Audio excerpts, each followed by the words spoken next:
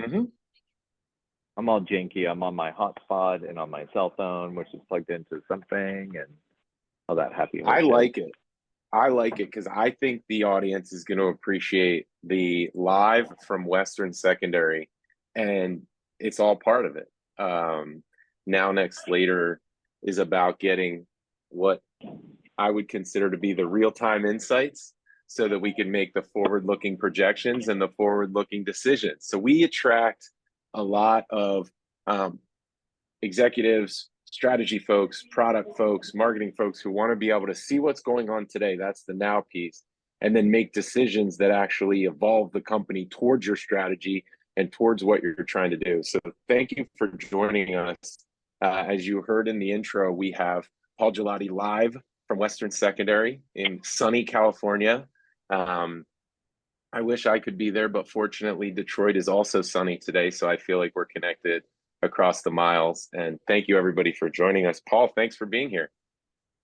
Absolutely. I'm thrilled to be on this podcast with you, Jeremy. And I can't wait to dive in and start our conversation about where we are, what's happening next, and what the future holds for us in the mortgage industry. And you're right, I do want to do this really quick plug. Not that it's a plug, Please.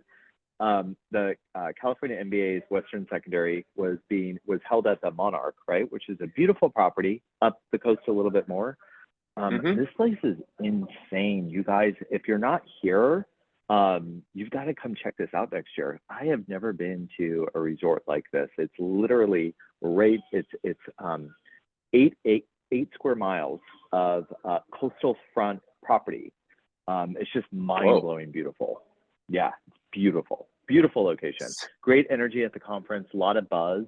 As everybody knows, rates are kind of starting to come back down a little bit. So I think people's, ideas are starting to percolate again, and everybody's kind of leaving the place of fear and Hmm. more about, what can we do and what does the future hold, and so a little bit more of a positive outcome as the economy or as the rates are changing a little bit.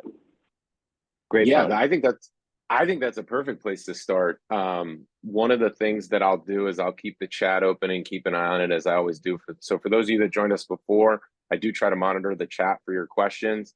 And I'll have obviously all my own.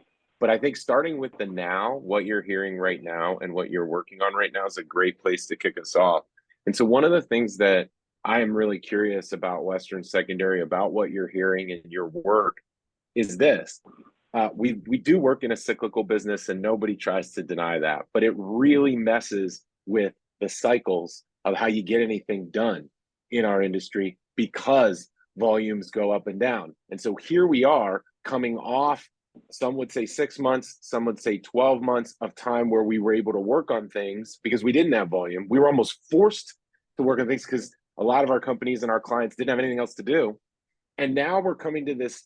I was joking with someone recently, the brackish waters of rates, right? Yeah, We have this yeah. mixing of rates, and I'm curious what you're hearing about our projects still moving forward in anticipation of some increased volume. Are your clients getting a little nervous about how to balance the work and the volume that's coming, or is everybody still holding their breath? What's kind of the lay of the land as you see it right now, Paul? Based on that analogy, I would say people are starting to just breathe, right? So Okay. it feels like almost like a plateau, if you will, where people are like, Mm-hmm. okay, this is going to happen. We know there's going to be a rate cut in September. Now it's a question of how much, and then Mm-hmm. there's said to be another one in December. So that gives a lot of optimism to individuals. Now, I think that with that being said, I also strongly believe that um, the intention of insanity is hitting your head against a brick wall and expecting a different outcome, right? So I think a good amount of individuals in our industry and organizations have learned that definition. And I hope that me thinking that isn't because I've learned it, but from seeing it. Yeah. Whereas, so we're getting to this point where it's leveling off. The consumer now understands that rates are dropping because it's so front and center in the news. And so there's said to be activity, which is going to be great, right? People are going to start listing their houses. People are going to start refinancing their houses. to pay off that increase of consumer debt. I think I saw 18% or something like that. I was just doing a little research yesterday. And I want to say that organizations have been steadfast in the industry of continuing to drive for efficiencies, knowing this was going to come. Mm-hmm. So I hope that's the case. But the field, generally speaking, here at the conference is lots of optimism, lots of energy. The sessions haven't started yet. Everybody's doing the Campac golf tournament. I'm a horrible golfer. They wouldn't even let me on the green because I'd be more, afraid of like getting green stain grass on my shoes or whatnot. But I think once we get into session, that's when we'll really be able to hear what people's thoughts are and what where they feel the industry is going to move. But I would generally say great optimism, great energy. I've felt it in my calls as I'm demoing Prudent AI as a solution. Mm-hmm. I've felt my lending partners talk about anticipation of more business. How can we support that? So it's out there and that conversation is starting. Excellent. Well, Prudent AI is one of the things I wanted to ask you about. One of the things that Sasha and I talk about a lot on Now Next Later is adoption.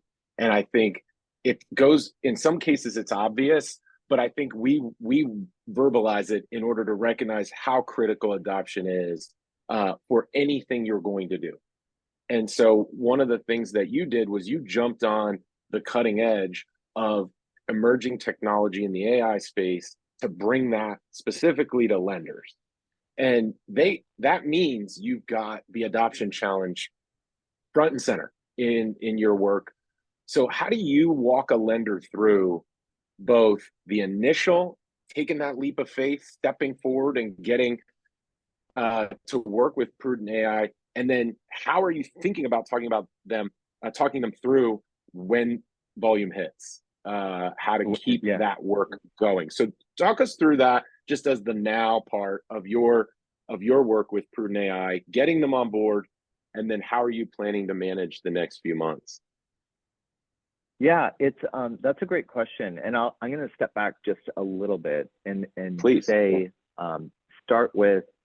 I think it's really important when you and this statement might seem like duh, no kidding, right? But I think it's really important when you're creating a product, a service or a solution, but we'll stay with technology for now, that the UI and the marketability of that product and usage is just as important as the technology itself. When I first started delving into the industry and building out tech stacks, one of the first set of solutions that I brought to an organization I was working at was Total Expert, along the line, as well as, CRM and all that, or I'm sorry, an LOS. And I remember Sue Woodard sitting down and talking to me about, her passion behind Total Expert and the creating an experience that was rich in authenticity. So if as a technology provider, you've got a system and a solution that provides this robust experience for the individuals that's utilizing the solution, right? You've got data that brings, or intelligence that brings data so you know what to do with it, for instance. You've got to make sure as the solution provider that the implementation of that solution and that the adoption of that solution is just as easy as running that solution. Does that make sense?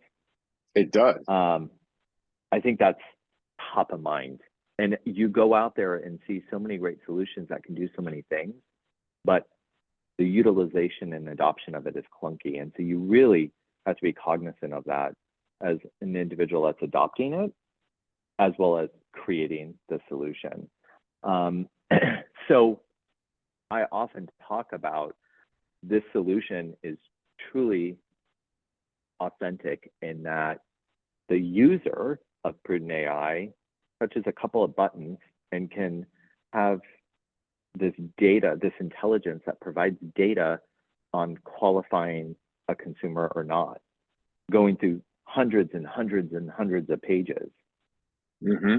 The way that I move through and get the technology adopted or implemented and adopted is it's just as easy to implement and adopt as it is to utilize. You know, we can implement a system. We just signed up Sierra Pacific, and after they signed the contract, they were up and running in 3 days with like 35 users. Huge. I mean, that's incredible. All it was keep that momentum going. Yeah.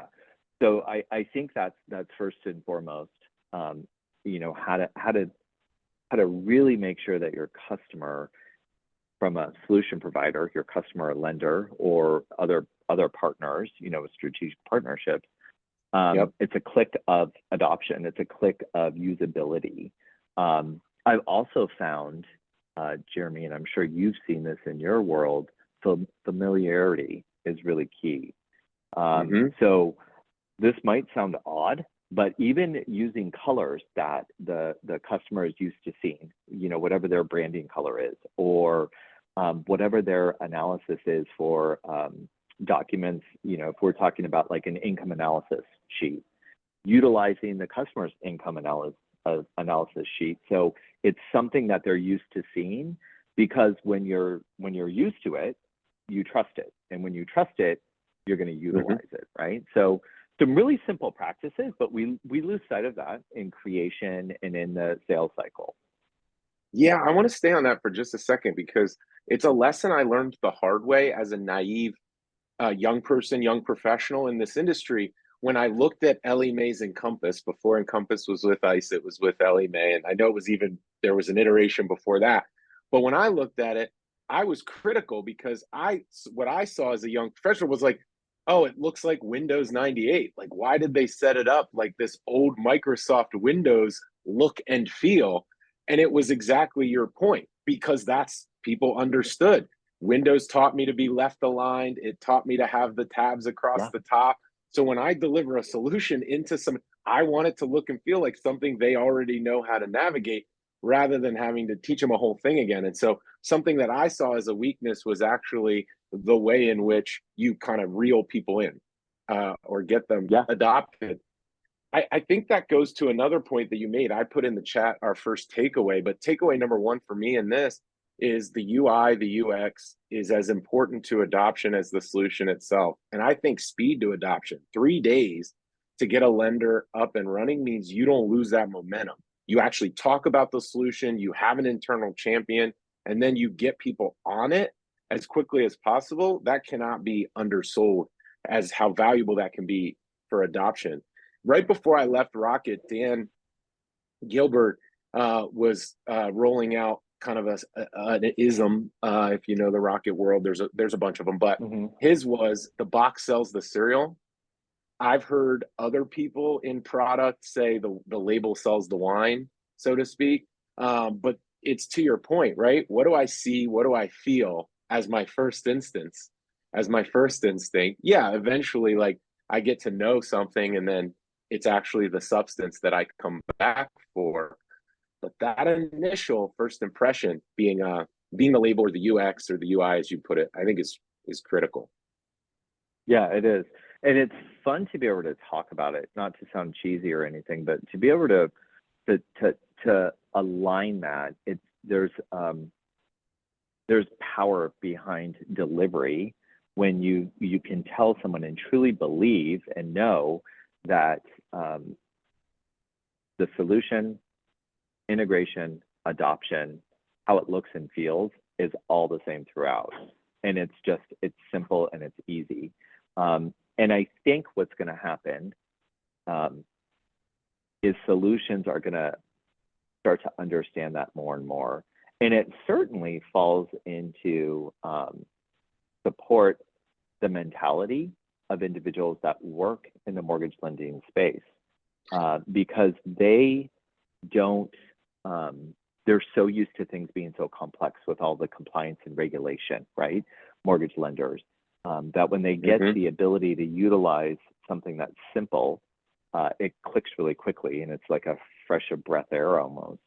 And so it's nice to be able to have those conversations when you are presenting a product or demoing a product Mhm. or talking about it. I think so too. I think that is somewhat underappreciated in the planning for things. What I hear from my clients a lot of times is the champion or the executive who likes the solution, wants to be a part of that tech provider, in some cases backs away as soon as the deal's done because now it's off in implementation land. And it Mm-hmm. can often create struggle for implementation and adoption because you don't keep that momentum going. It takes a long time to get through some of the goals or milestones that you just referenced. And then you kind of lose momentum. And as soon as you lose momentum, you start to lose focus and attention, and sometimes you even lose key people at the company. And then all of a sudden, you don't have the success despite having, in a lot of cases, a top tier quality solution. It never sees the light of day. And other people will look at solutions that might not be as mature, but got into adoption quickly, became sticky, and those won. And I think in our industry, a Mm-hmm. lot of people don't understand that. Well, that's the solution that's the Cadillac, so to speak, of solutions. How come it isn't outperforming this other one? But it's really this stickiness that you're talking about that is the now Yeah. challenge that we deal with. Yeah. Yeah. All And right. then, just one more point. Yeah, I please. think it's great for brand loyalty too, right? So when you Mm-hmm. have when you have a solution that touches on one aspect of the loan lifecycle or loan journey, and if you're going to develop more solutions, that ease of use comes into play very nicely when you start adding additional products or solutions to your platform. And I think honestly that's what brand loyalty is about, something that you can relate to, that stickiness, and something that Mm-hmm. you trust. We were talking about trust earlier. So it really Mm-hmm. it aligns nicely, and it's great for scalability. Yeah, absolutely. I think that once you cross that chasm, so to speak, into being the trusted solution, I think it makes adoption almost a done deal at that point. When you Yeah. have those users who say to their colleagues, "Yeah, I'm using it. I trust it." It spreads around the company, and if you have that level of trust with executive, like it, you've won at that point. So let's walk through that sort of path to winning. What's next in the now, next, later cycle? You mentioned, and let's use it as an example since you mentioned it. I want to bring a consumer in and I want to run technology first that evaluates their qualifications, evaluates that lead. I think you said evaluates their application for Yeah. how it is going to move through you as a lender. It's going to go from lead qualified to actual application and then through. Can you take us through what you just mentioned? How do I build on that? So that's where I'm going to start. That's how I get up and running in 3 days. I start to see reporting. Can you kind of talk us through your steps then to talk to the lender about building on that? How do you build on that? How do you think about building on that? Who works on the next steps while that first one is in flight, getting the data and showing success? Can you just talk a little bit about juggling that with your clients and what advice you give to them? Yeah, I think that's a great question. And it's funny, when you and I talked about, setting up the podcast, when you mentioned now, next, and later, and how the podcast moves through those segments, I was thinking a little bit more futuristic. So maybe that's a later part, right? No, But yeah, I well, think, yep. yeah. So I think, I think it stems back to the data. I think it stems back to, everybody's talking about AI, artificial intelligence, and there's some solutions or some understanding of solutions and AI.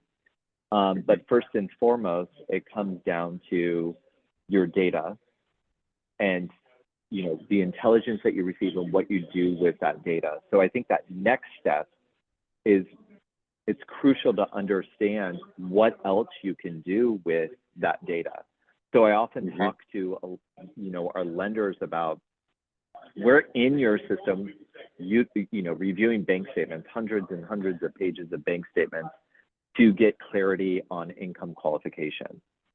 But I don't want you to stop and think, I don't want you to stop just with that side of the solution, that portion of the solution, what I want you to continue to think about is how else can you better serve your team members and the consumer with the data that we're extracting? Because as true AI, that intelligence piece is being utilized to give more and more data so we know more and more about whatever the segment is, whether it's the consumer or compliance of a lender, whatever the case may be. But we've got this house of data that we need to be able to utilize to gain efficiencies, to gain a greater understanding as to the results. In our case, we're talking about the consumer, and what their habits are and how we can better support them, and how we can utilize this information to provide them, more robust products that support their lifestyle and where they're going. So that's a key talking point that I have with our customers is this is a true AI solution like many solutions out there, and that intelligence piece is continuously learning, and it's learning because of that data. So we have the opportunity to extract that data and continue to learn as well with the intelligence.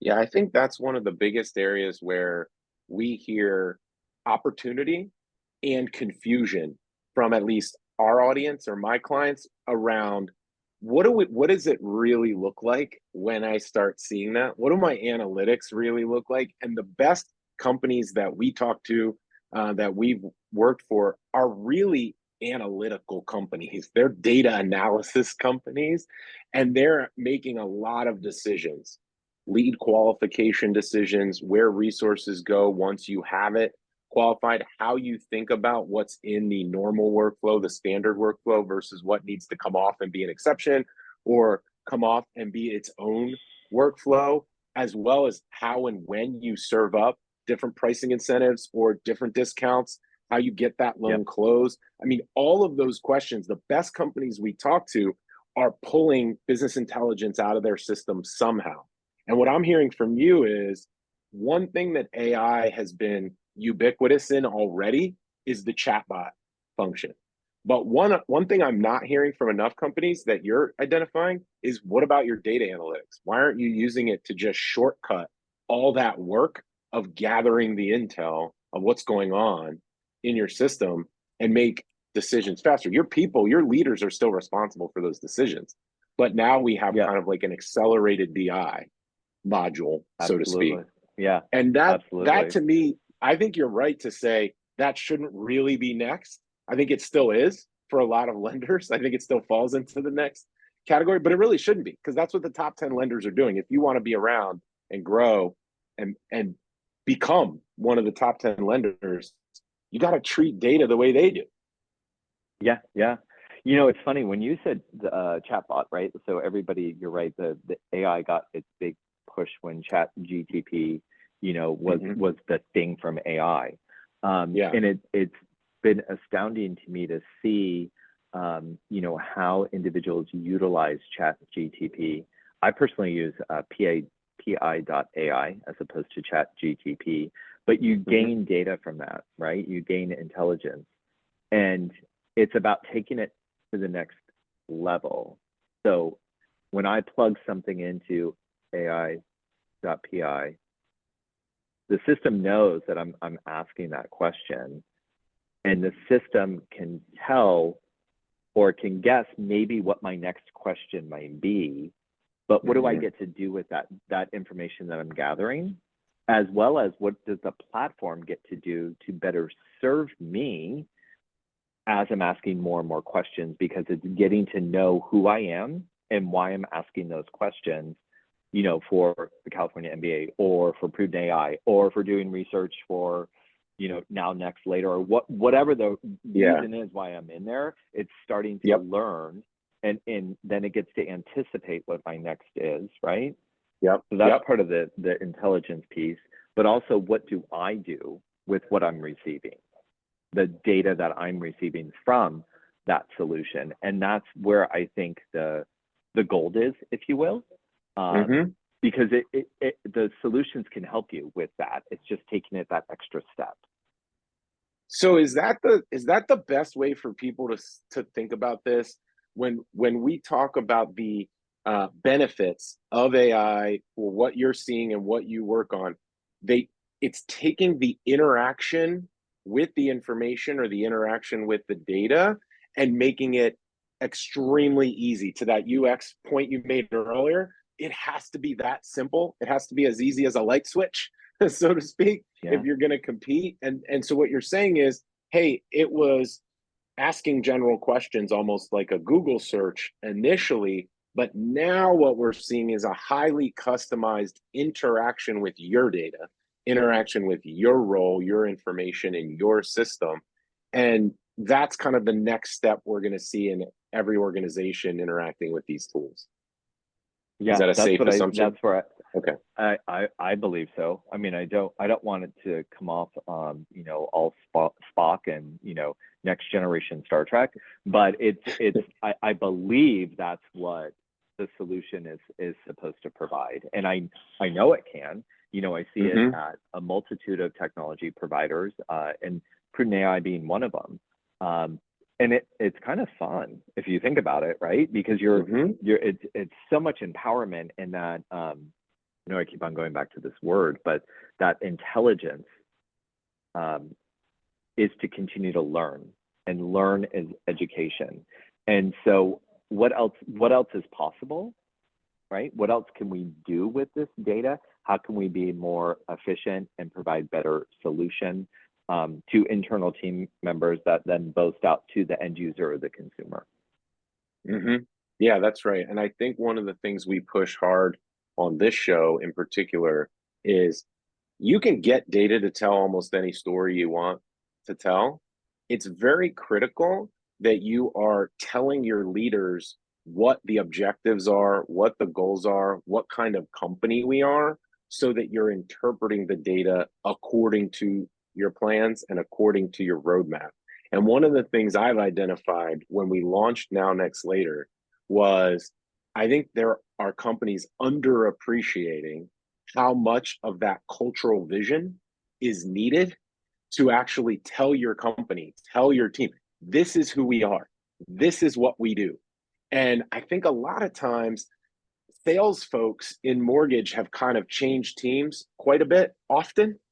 And as a result, it gives off the impression that it's all the same, that it's all the same. It's just kind of where you want to be. It's all the same.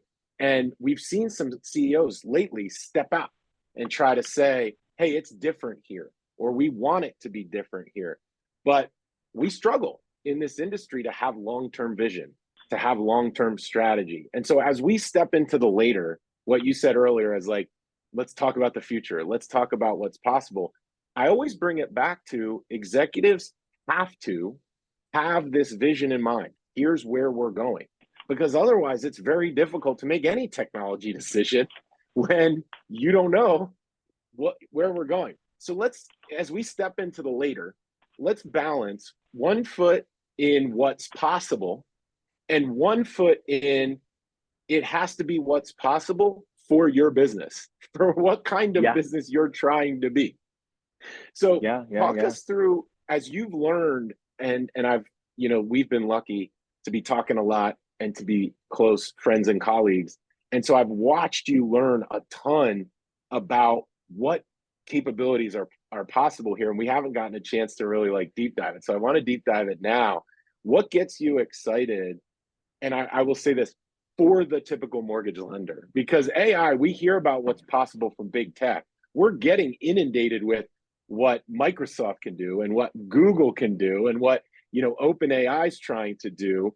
What is possible? What's the later? What is the full realization of this if I'm a CEO of a mortgage company and I've got a 36-month plan?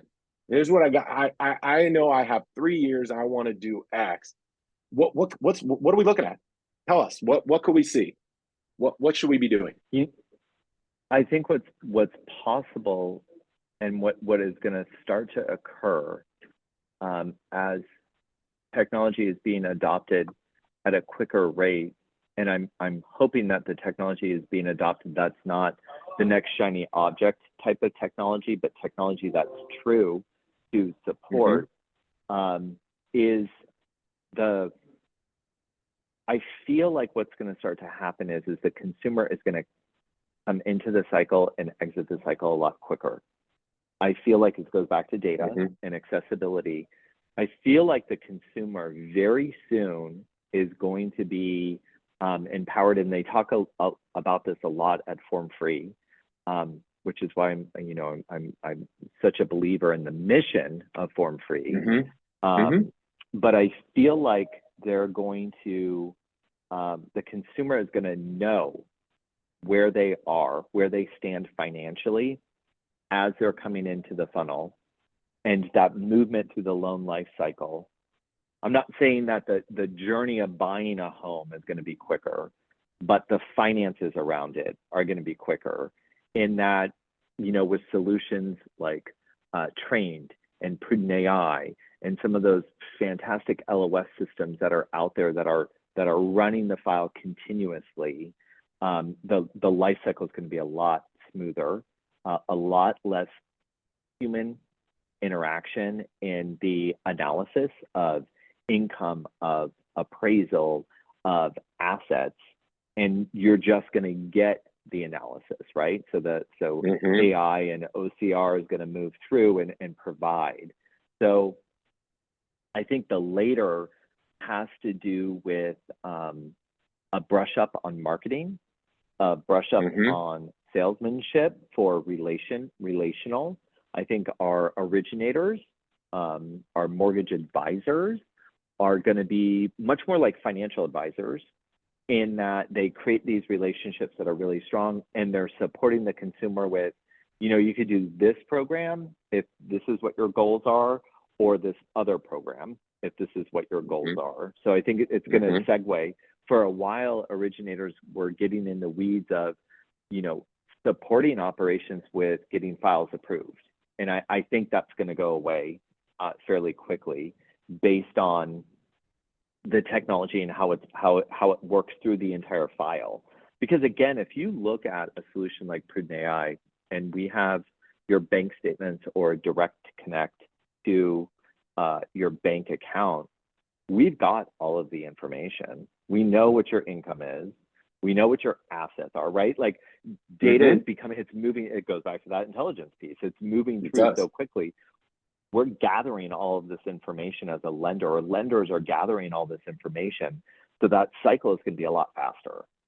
And so I think the later is a shortened loan life cycle for the consumer, much quicker, much more efficient. And mortgage advisors are going to go back out into being much more on the marketing sales side and less touching on the operations side. Yeah, I think there is a well-worn path of success for companies that make experts more expert.